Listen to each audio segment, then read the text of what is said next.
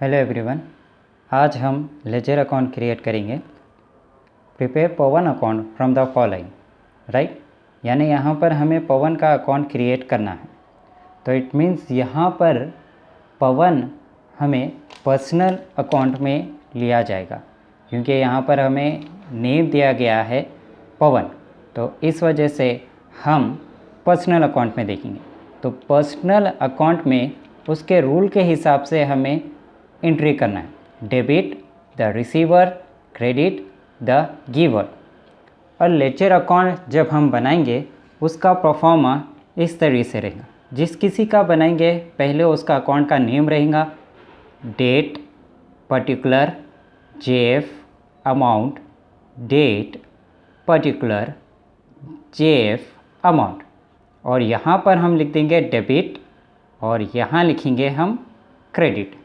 Okay, अब बढ़ते हैं हम फर्स्ट क्वेश्चन की तरफ। यहाँ पर आप देख सकते हैं goods purchase from Pawan ₹38,000, right. तो यहाँ पर हमें पहले चेक करना है कि पवन जिसका हम अकाउंट बना रहे हैं वो यहाँ पर रिसीवर है या गिवर है।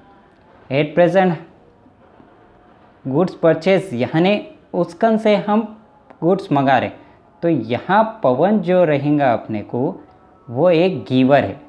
इट मीन्स लेजर अकाउंट हम पवन का बना रहे हैं तो उसकी एंट्री हम एग्जैक्टली क्रेडिट साइड डालेंगे। ओके, ठीक है। Now we have to enter the date. What will be the date here? March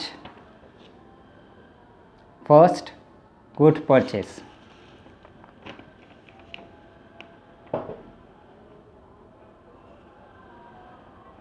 और यहाँ पर क्रेडिट साइड स्टार्ट करते वक्त आप बाई का इस्तेमाल करेंगे। Okay, right. और यहाँ पर हम कौन सा अकाउंट लिखेंगे? पवन का ऑलरेडी अकाउंट बना रहे हैं। इट मीन्स पवन का अकाउंट क्रेडिट क्यों हुआ? क्योंकि उसकन से हम गुड परचेज करें, तो इसलिए यहाँ पर जो हम लिखेंगे परचेज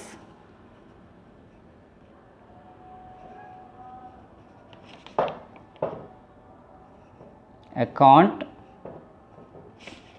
अमाउंट 38,000,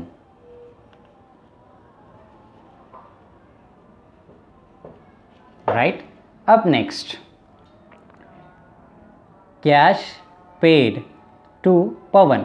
तो यहाँ पर भी जो पवन है रिसीवर है या गिवर है?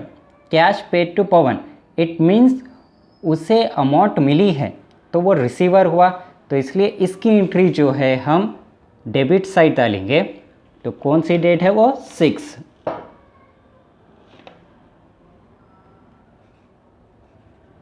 और डेबिट जब स्टार्ट करेंगे 2। नेक्स्ट जो आएगा यहाँ पर हमें कौन सा अकाउंट लिखना है? पवन तो ऑलरेडी अकाउंट ऊपर क्रिएट कर रहे हैं, तो इसका अकाउंट डेबिटेड क्यों हुआ? क्योंकि कैश पेड, इसलिए cash amount how much? 5,000।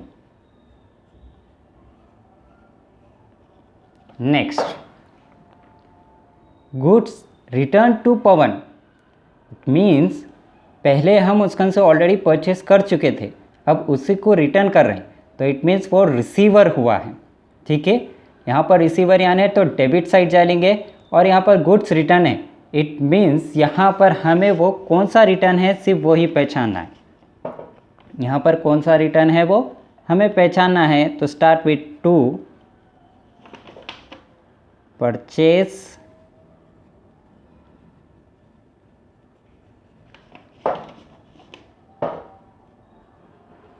Return account, क्योंकि वो रिसीवर है, अमाउंट है 1,500, right. Next paid to Pawan by cheque. तो यहाँ पर पवन अगेन रिसीवर है क्योंकि उसको चेक मिला है, तो एंट्री में हम ये फिर डेबिट साइड जाएंगे क्योंकि वो रिसीवर है। Next date 14th,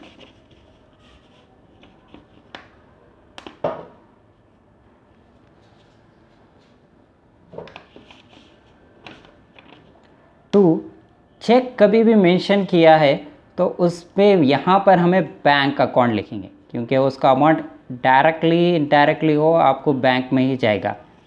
amount 6,800। Next entry है डिस्काउंट अलॉटेड बाय पवन।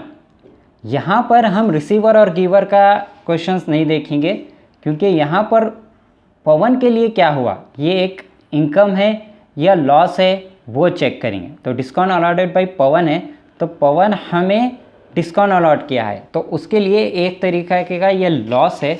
तो यहाँ पर एंट्री हम लिखेंगे 20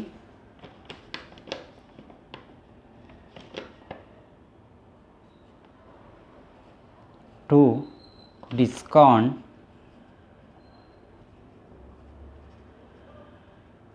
account, how much? 500, right? Next,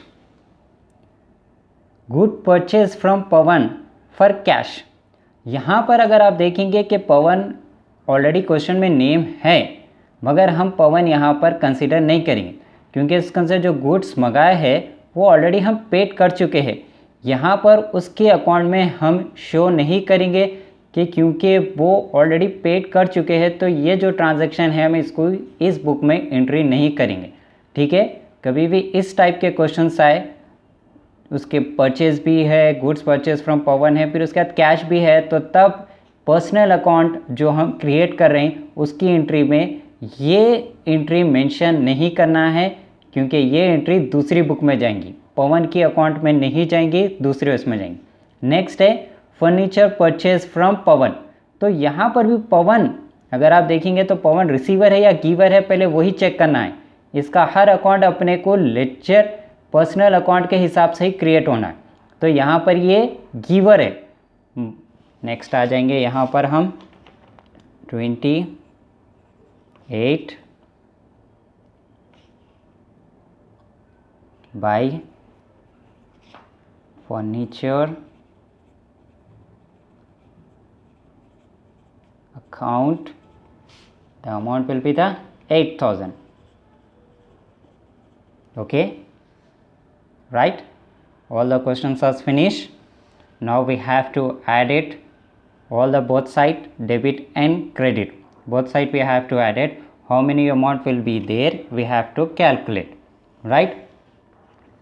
Now here the amount will be the 40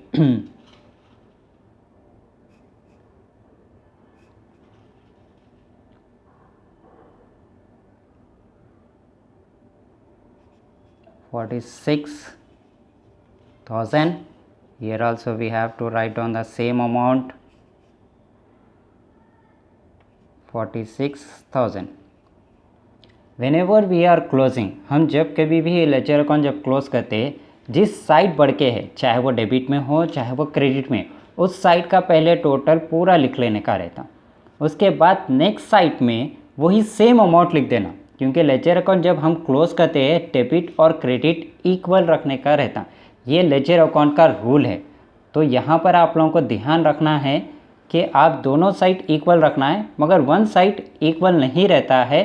तो इस वजह से हमें यहाँ पर हम जो लिखेंगे, अब लास्ट जो डेट आती, ठीक है, यानी हमें मार्च का महीना चल रहा है, तो लास्ट डेट जो मार्च में आएंगी हमें 31st, right, to balance carry down.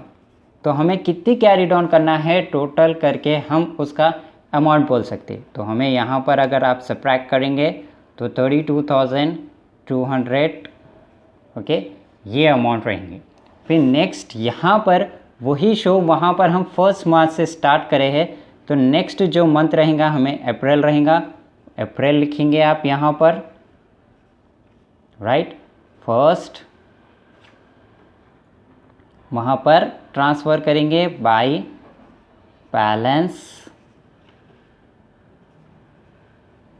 Brought down.